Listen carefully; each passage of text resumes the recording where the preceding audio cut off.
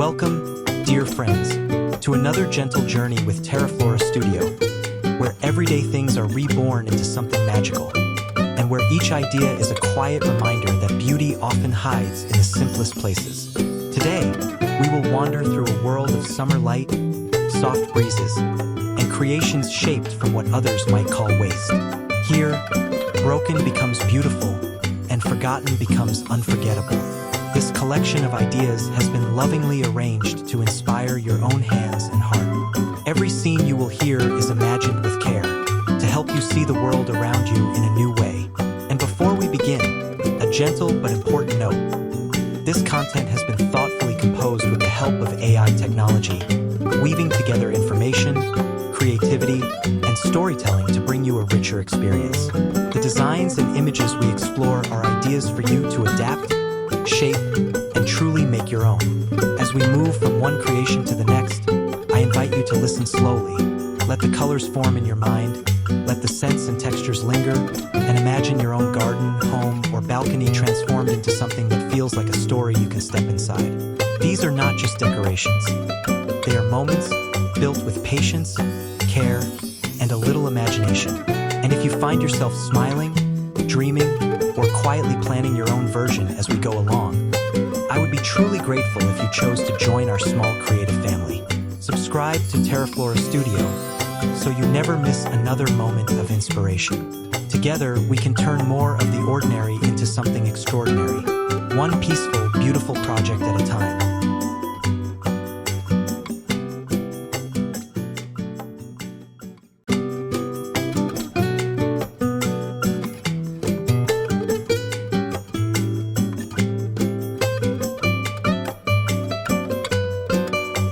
In the dappled light of a late summer morning, she stands quietly among the blooms, a fairy of coral and glass, stitched together not by magic, but by patient hands.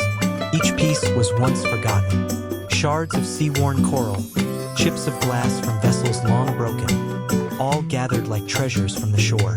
Now they shimmer in patterns that seem alive. Deep ocean blues mingle with soft blush pinks, while glints of gold spark to life when the sun tilts just right. Around her feet, lavender leans as if to greet her. Roses sway gently, their perfume curling through the warm air. Hydrangeas cluster like soft clouds at her side, and every now and then, a butterfly passes close, lingering just a moment longer than seems ordinary. The statue does not move, but her presence shapes the space around her, as though the garden itself breathes in time with her stillness. This fairy was not carved from stone or poured from bronze. Her making was slower, humbler. Old coral was washed clean, each piece smoothed by years of tides before finding a place here.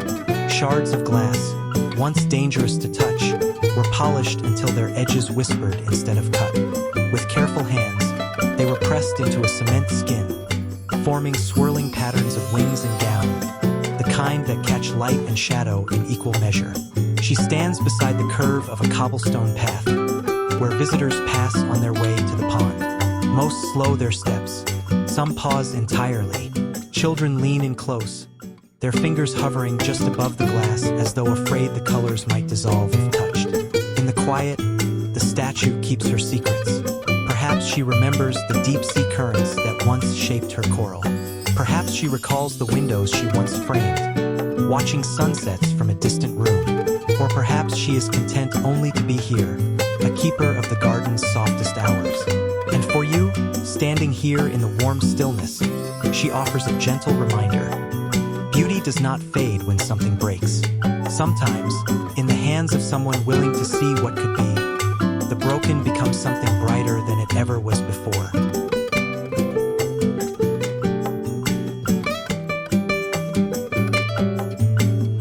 In the soft shade of an old tree, a swing sways slowly, its ropes creaking in time with the breeze. The seat is no ordinary plank of wood, nor a store-bought garden fixture. It is the curved body of an old metal bucket, dented, weather-worn, and nearly forgotten until someone saw more in it. Now its surface blooms with paint. Pastel blues and cream swirl with hand-painted cottages, their chimneys breathing curls of white smoke.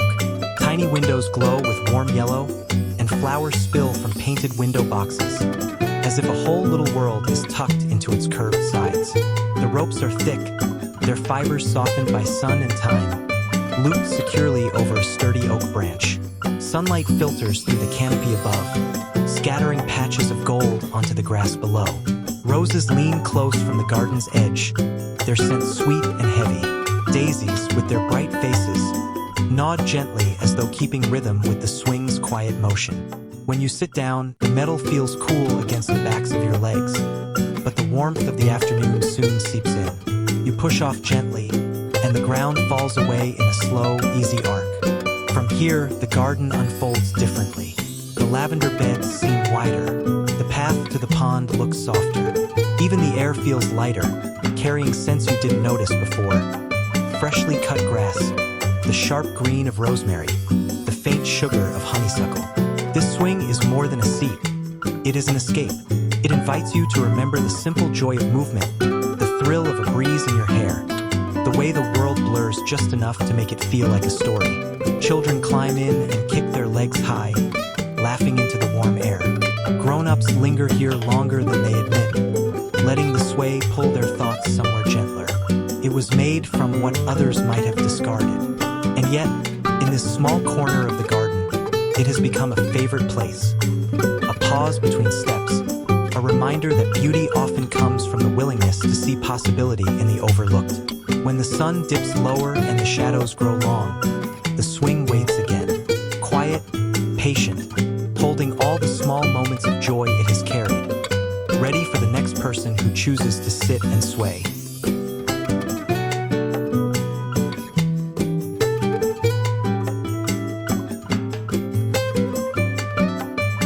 As the summer sun dips low and honeyed light spills across the garden, the fairy lanterns begin their quiet work. They hang from a weathered wooden pergola, each one swaying gently in the evening breeze. Once, these were plain tin cans, dented, a little rusted, and bound for the recycling bin. Now, each one has been transformed with a careful hand. Soft pastels wrap their surfaces. Blush pink, powder blue, creamy ivory.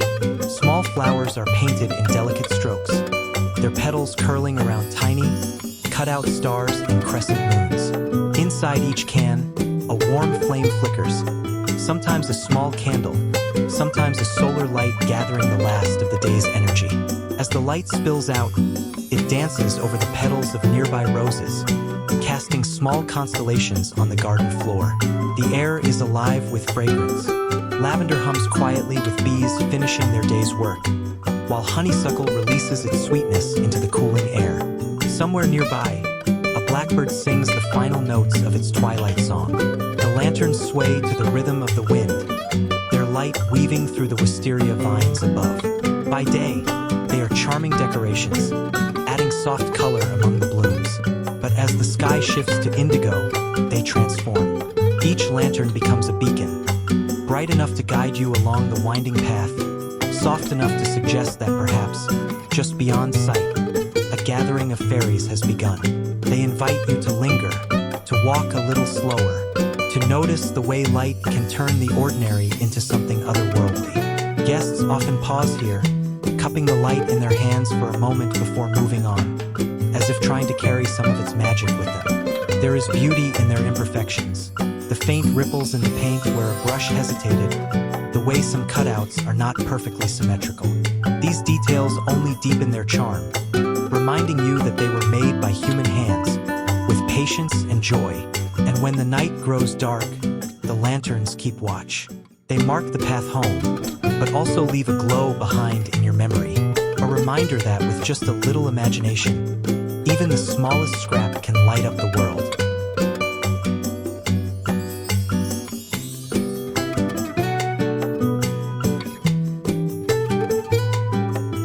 In the middle of the garden path stands a cheerful cluster of signs, each one pointing toward a promise. An arrow in bold rose pink leads to Fairy Corner. Another, painted sunny yellow, points the way to Herb Haven. A turquoise plank invites you to follow the rose walk, its edges curling with hand-painted vines and petals. These signs were not born in a workshop. Once, they were weathered boards from broken crates, bits of fence forgotten behind the shed, scraps of metal that had outlived their original purpose. But now, brushed with bright colors and decorated with little hearts, leaves, and butterflies, they have become storytellers. The boards are uneven. Some tilt slightly, others bear the marks of old nails and sun-faded grain. Yet these imperfections feel right here, as if the garden itself prefers things that carry a history. Around their base, daisies beam like small suns, and lavender hums softly with the work of bees. Roses lean in, letting their petals brush against the painted wood. The signs do more than give directions. They shape how you move through the garden. With each arrow, your path becomes a small adventure. You notice the way the light shifts as you turn a corner. You catch the scent of rosemary before you see it. You step into a patch of shade just as the day's heat begins to press down. Children read them aloud, their voices bright with curiosity. Guests pause to take photos, the colors popping against the green backdrop. Even on the quietest days, the signs seem to keep the garden alive with movement, inviting, guiding, and offering tiny surprises along the way. Their colors do not shout, but they hold your eye. Turquoise against the pale green of a climbing vine. Yellow framed by the blush of a rose. Pink tucked among foxglove and hollyhock. Together they form a kaleidoscope that feels both playful and welcoming. At sunset, the signs glow softly in the last light.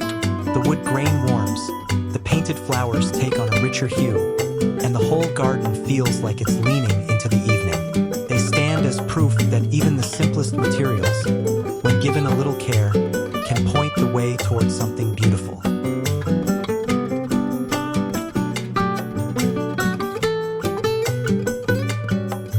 Against the warm hum of summer, the wall rises, not from brick or stone, but from the scattered memories of countless afternoons.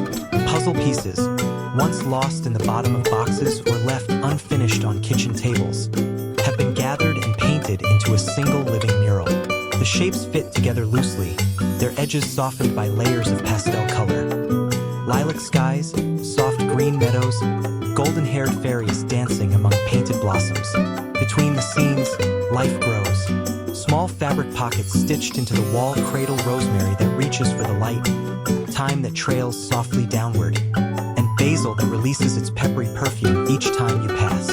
Bees linger over the lavender planted just below, while butterflies come to rest on the nasturtiums that spill like ribbons from the edges. A white picket fence frames the entire wall, climbing roses leaning across its slats as if to admire the creation. Their petals brush the painted surface, and for a moment, it's hard to tell where the art ends and the living garden begins. The wall does more than decorate. It feeds. You can pluck a sprig of mint for your tea, gather a handful of basil for dinner, or simply run your fingers over the rosemary, letting the scent cling to your skin.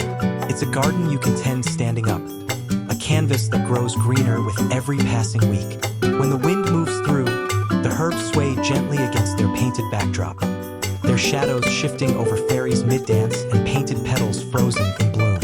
In the morning, sunlight catches on the glossy paint, making the fairies' wings glisten as though they might lift at any moment. By evening, the mural settles into a softer palette, its colors deepened by the fading light. Visitors often linger here. Some come to admire the painting, tracing the puzzle pieces with curious fingers. Others lean in to smell the herbs, or to pinch a sprig between their fingers and breathe deeply. The wall offers something to everyone: beauty, scent, flavor, and a quiet reminder that even the most ordinary, mismatched pieces can be brought together to make something remarkable. In the end, it is more than a wall. It is a living story, rooted in soil and paint, growing upward toward the summer sky.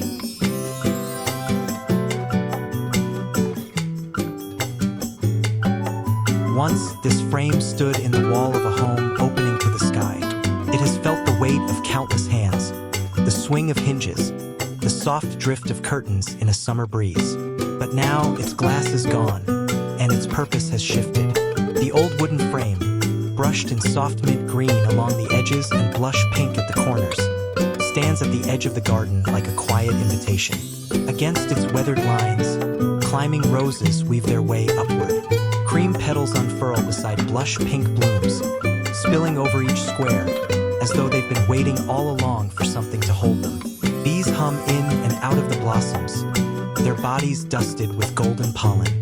The breeze carries the perfume of roses beyond the picket fence, mingling with the sharper scent of lavender growing nearby.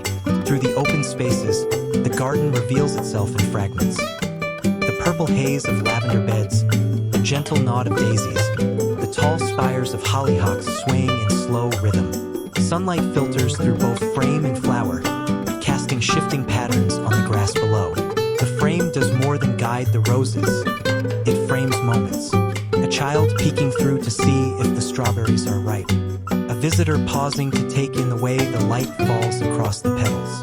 A bee's shadow caught for just a second against the painted wood before it darts away. Its beauty lies in its imperfections. The soft chips in the paint, the faint cracks in the wood, the way it leans ever so slightly toward the sun. These details speak of a history, a life before this one, and make its rebirth all the more meaningful. As the day passes, the roses climb higher, twining through the squares, filling the frame with living color.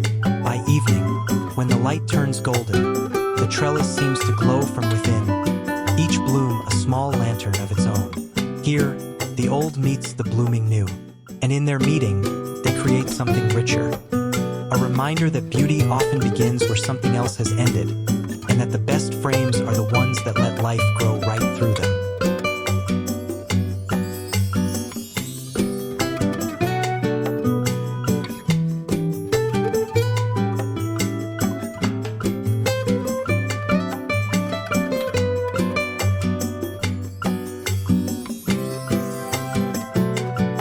Summer air carries a melody only the garden seems to know. It drifts softly between the roses and daisies, weaving around lavender stalks and lingering for a heartbeat before dissolving into the warm breeze. The music comes from a branch of weathered driftwood, suspended by twine, its surface bleached smooth by years of sun and salt.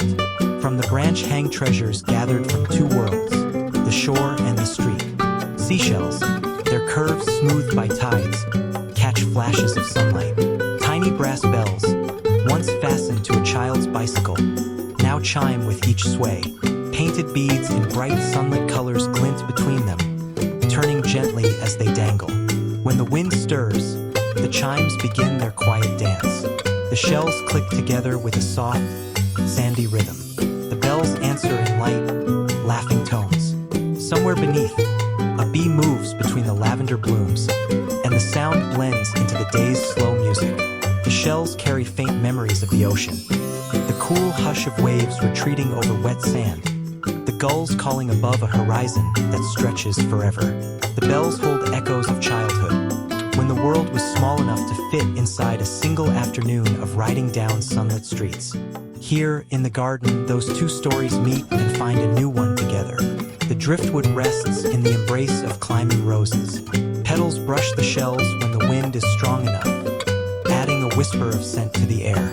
Nearby, daisies sway, their golden faces turning toward the sun. The path beneath is warm beneath bare feet, each step carrying you closer to the chime's playful call. Visitors often stop without meaning to. The sound catches them mid-step, tugging gently at their attention. Some close their eyes to listen more closely. Others reach out to touch the shells, feeling the cool smoothness before letting them fall back into motion. By evening, when the sun lowers and the garden glows in its softer light, the chimes seem to grow quieter, their music slowing as if preparing to rest. Yet even then, a small breeze can wake them, a reminder that beauty here is not just in the way things look, but in the way they sound, the way they move, the way they linger in memory long after you've walked away.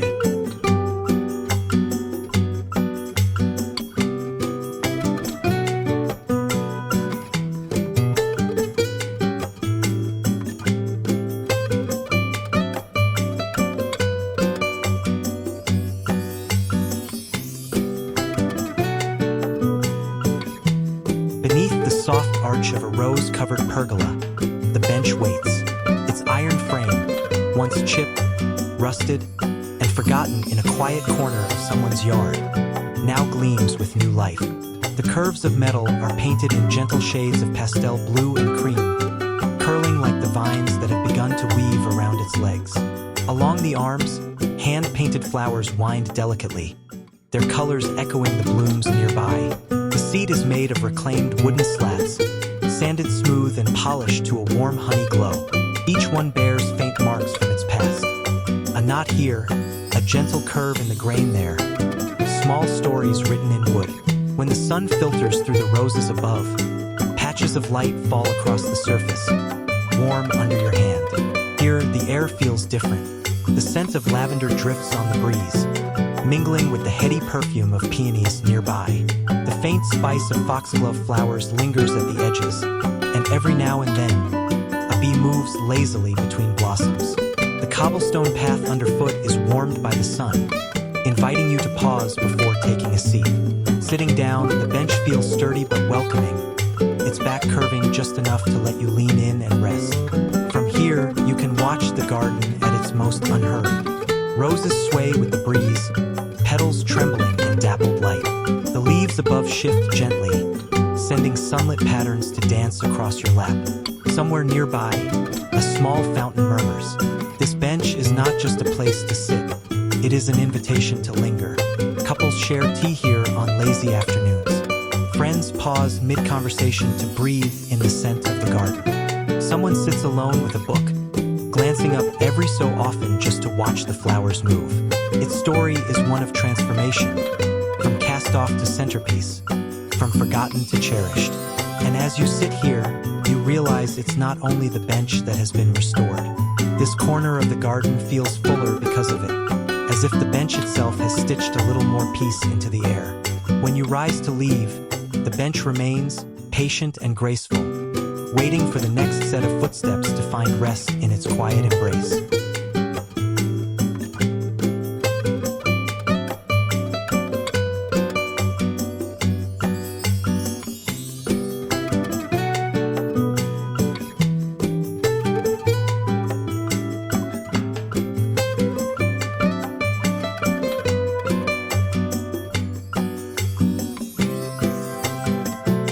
Time moves differently here in the heart of the garden.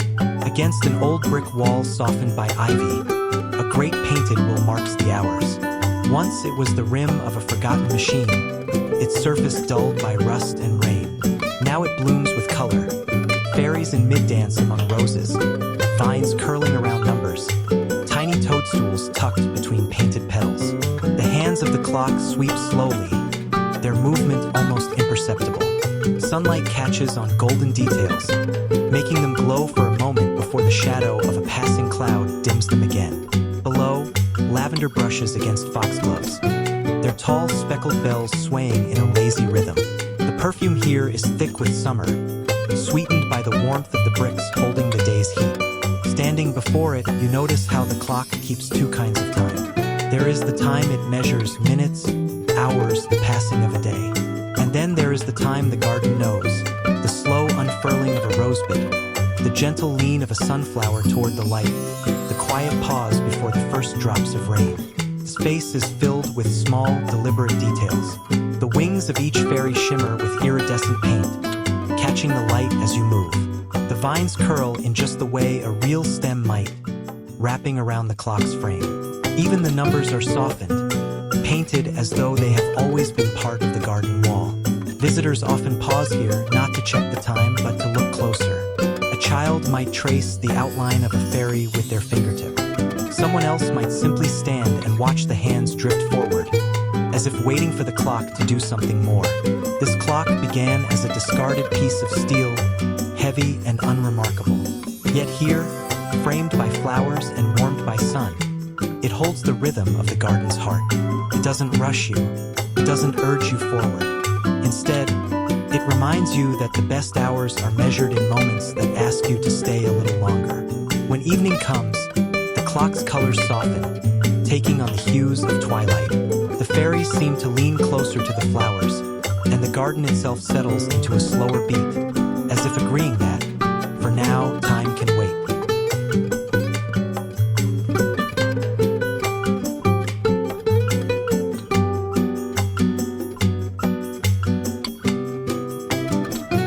In the quiet heart of the summer garden, where roses spill their petals like drops of silk and lavender hums softly with bees, a peculiar figure stands watch. It is no ordinary statue. This guardian began its life as forgotten scrap. Bolts dulled by rust, dented panels of metal, and wheels that once turned in service to some long-forgotten machine. Now it gleams in new colors. Turquoise panels catch the morning sun. Swirls of blush pink and gold run along its arms and chest. Its eyes, made from old tennis balls painted like twin suns, seem to follow the sway of marigold heads in the breeze. Behind it, wings of translucent resin spread wide, their delicate veins dusted with gold, catching and scattering light in 1,000 tiny sparkles. Around its feet, strawberries ripen in the dappled shade. Wild thyme spills fragrant green across the ground, releasing its perfume when brushed by the wind. Butterflies land without hesitation on its shoulders, as if they recognize something gentle in its stillness. Bees hover nearby, pausing to inspect the bright details before moving on. There is something quietly magical about its presence. Children stop to stare, tilting their heads as though waiting for it to move. Garden visitors smile as they pass, some even giving it a nod, as if greeting an old friend. And perhaps it is a friend, not to people alone, but to the garden itself. This robot was built not to work, but to protect. Not in any mechanical sense, but in the way a symbol can hold a space, making it feel cared for. It reminds you that even discarded, weathered things can take on new life with a little imagination and a steady hand. By late afternoon, when the light turns golden and shadows stretch long across the beds, the guardian seems to glow from within. Its resin wings catch the fading sun, holding the light for just a moment longer before releasing it to the cool of evening. It stands quietly through the night, waiting for the next day to begin.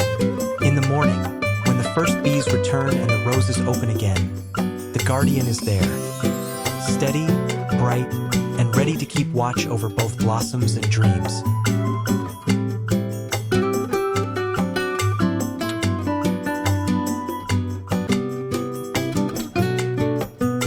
In a sun-warmed corner of the garden, colors bloom not only from petals, but from painted wood. Here, pallet boards, once rough, gray, and destined for the burn pile, have been transformed into a small retreat with the spirit of a Moroccan courtyard. Terracotta warms the base, turquoise brightens the edges, and touches of brushed gold glint when the sunlight finds them. Against one wall rests a low wooden bench, draped with patterned cushions in deep reds, blues, and creams. Each one invites you to sink into its softness, to linger longer than you planned. Beside it, a small table shimmers with a mosaic top, its tiles cool to the touch, their blues and whites echoing the colors of far-off seas. Bougainvillea climbs upward in a wild burst of magenta, spilling petals like confetti across the wooden floor. Potted geraniums lean into the sunlight, their blooms vivid against the painted backdrop. From the overhead beam, lanterns sway gently, their intricate cutouts scattering delicate patterns of light and shadow across the space. The air is rich with scent. Jasmine drifts in from a nearby trellis, sweet and heady, mingling with the green freshness of mint growing in a pot at your feet. Somewhere just beyond the wall, you can hear the faint trickle of water, a small fountain, its voice low and steady. This corner was not built with perfection in mind. The boards still carry the faint marks of their previous life. The paint, though fresh, is layered thin enough for the grain to show through, giving the space a texture that feels lived in and warm. The imperfections are part of its charm, a reminder that beauty often grows from what we choose to save and shape, rather than discard. Here, time slows. Afternoon light pools in golden patches on the cushions. A breeze stirs the lanterns just enough to make their shadows shift, as though the space itself is breathing. You might bring a book here, or a pot of tea, or simply yourself, ready to sit and watch the garden beyond. And when evening comes, the lanterns glow softly, the colors deepen, and the Moroccan Corner becomes a sanctuary, a place where summer lingers and the world feels just a little more distant.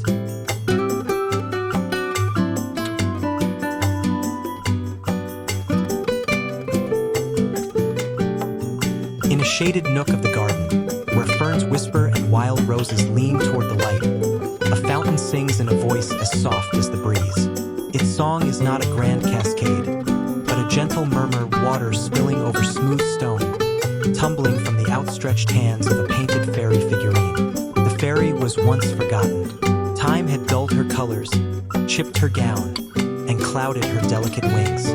But now, she gleams again, her dress washed in the colors of summer dawn, her wings brushed with pearlescent hues that catch and scatter light. She stands atop the fountain's base, a structure pieced together from upcycled scraps, painted to blend into the woodland floor as though it has always belonged there. The water gathers in a shallow stone basin lined with moss, its surface speckled with petals drifting lazily on the current. Smooth river stones, warmed by the sun, ring the basin like quiet guardians. Bees come to sit at the edges, their bodies shimmering in the dappled light. A butterfly hovers briefly, as though to inspect this curious source of water, before darting away toward the roses. The fountain is alive in a way that has nothing to do with machinery. It breathes with the garden, its rhythm matching the sway of leaves above and the slow drift of clouds across the sky. It cools the air around it, softening the heat of the day. It draws you closer without a word, inviting you to listen to the sound of water mingling with the hum of summer life. Those who find it often linger. Some sit, that flash briefly across the moss before vanishing again. Children sometimes cup their hands beneath the stream, giggling as the coolness runs between their fingers. There is nothing hurried about this place. The fountain does not demand attention. It simply offers its presence, steady and quiet. In a world that rushes forward, it keeps a slower pace. The pace of gardens, of seasons, of things that grow without needing to be told. When evening comes, the fairy's pearlescent wings catch the last threads of sunlight, glowing faintly as shadows gather. The petals in the basin drift a little slower, and the air cools enough for the scent of the roses to deepen.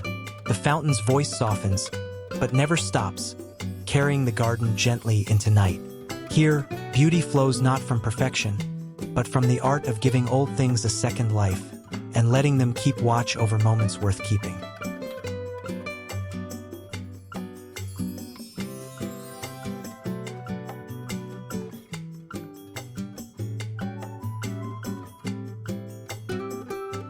In the golden calm of a summer morning, the garden stirs with soft wings. Between the lavender and the roses, small porcelain tables wait, each one made from a teacup and saucer, now holding cool water that glistens in the early light. Once, these cups and saucers lived on kitchen shelves, clinking gently during afternoon tea. Some were chipped at the edges, their patterns faded by years of use. Others were orphaned from their sets, tucked away in drawers or boxes. But here, mounted on slender wrought iron stands, they have found a new purpose. Mint green trimmed in gold, blush pink scattered with roses, powder blue dotted with daisies. Each cup holds the morning's clear water. A sparrow lands on one, dipping its beak to send ripples across the surface. Moments later, a robin splashes in another, scattering droplets that catch the light as they fall onto the petals below. The air is rich with scent. Peonies heavy with bloom lean over the cups. Lavender sways gently in the warm breeze. The hum of bees drifts lazily through the scene, blending with the soft rustle of leaves overhead. These bird baths are not grand fountains, and they don't need to be. They are small, quiet offerings. Their scale matches the moments they create. The quick pause of a butterfly at the edge of a saucer, the delicate balance of a finch on the rim. Each sip taken here carries a story, part of the shared rhythm between garden and wildlife. Visitors often stop to smile when they see them. Children crouch low, trying to get close without scaring away the birds. Gardeners refill the cups with care, watching as the water catches the light again, ready for the next guest. By late afternoon, the cups have taken on the sun's warmth. The water sparkles with reflected petals and passing clouds. Even in the quiet moments when no bird is near, the teacups remain lovely, a reminder of the grace in giving something old a new life. And when evening falls, the last visitors take their fill before the night settles in. The cups wait patiently for morning, holding both water and the quiet promise of another day's gentle encounters.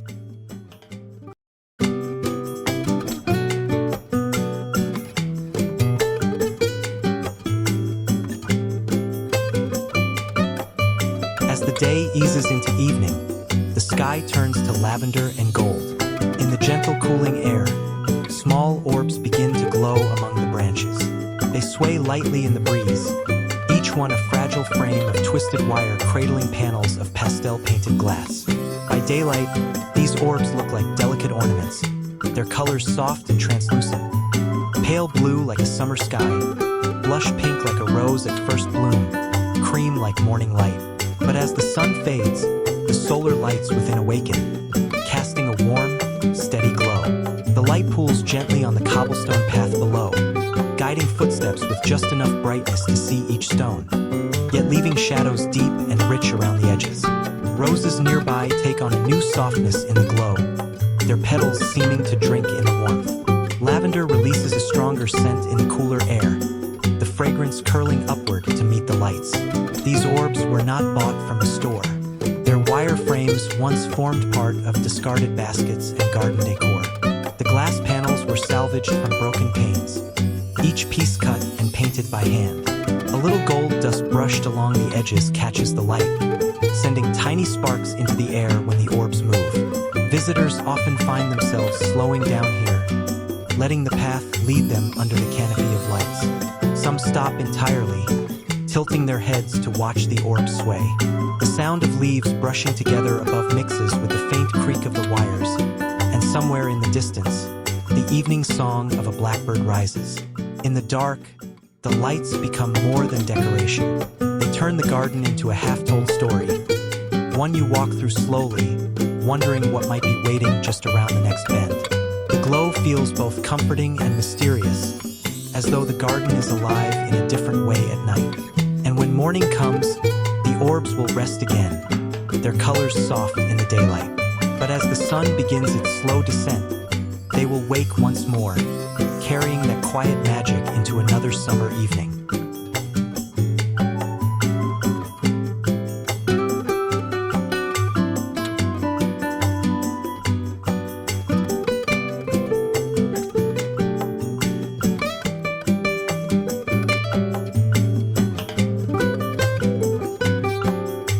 Edge of the garden path, where the air hums with bees and the light softens under leafy branches, a curious shape catches the eye.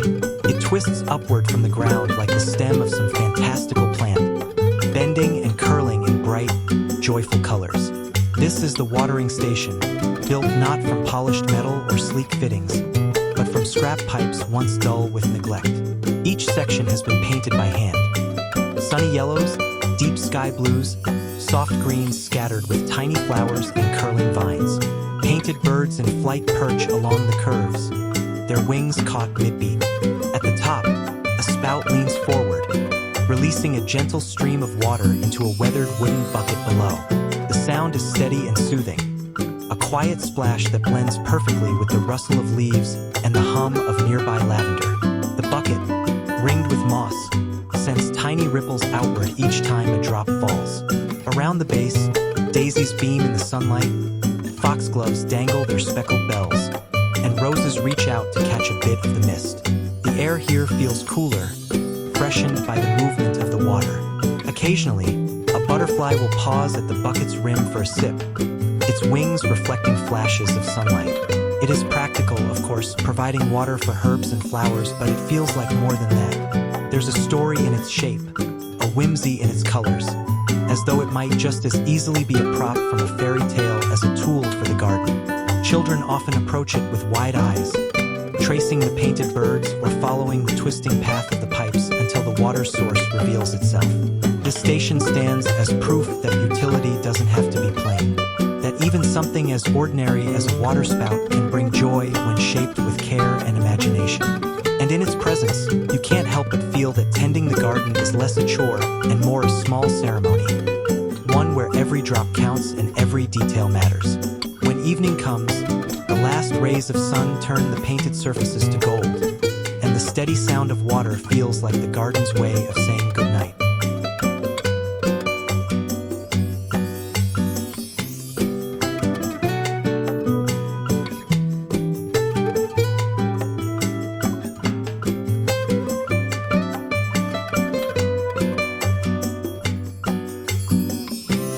So, our journey through this garden of ideas gently comes to an end. We have walked together under arches woven with flowers, paused beside fountains that whisper to the breeze, and seen how the smallest forgotten things can be reborn into treasures that light up a summer evening. Here in the heart of Terraflora Studio, we believe creativity is not only about what we make, but also about the way we choose to see the world. An empty jar can become a lantern. A chipped cup can offer water to a thirsty bird, and a handful of weathered wood can frame a space where memories are made. Every idea you've heard today is an open door, an invitation to step into your own version of beauty. As you carry these images in your mind, remember that nothing is too small to matter. Every project begins with a single thought, a quiet "what if?" whispered to yourself on an ordinary day. The magic happens when you give that thought a place to grow. I hope this time together has left you feeling inspired, lighter, and ready to look at your own surroundings with new eyes. And if you've enjoyed this gentle journey, I would be truly happy to welcome you into our circle. Subscribe to Terraflora Studio so we can keep sharing moments of calm, beauty, and creativity, one peaceful story at a time. Until we meet again, may your days be filled with light, your hands with good work, and your heart with the quiet joy of making something beautiful from the simplest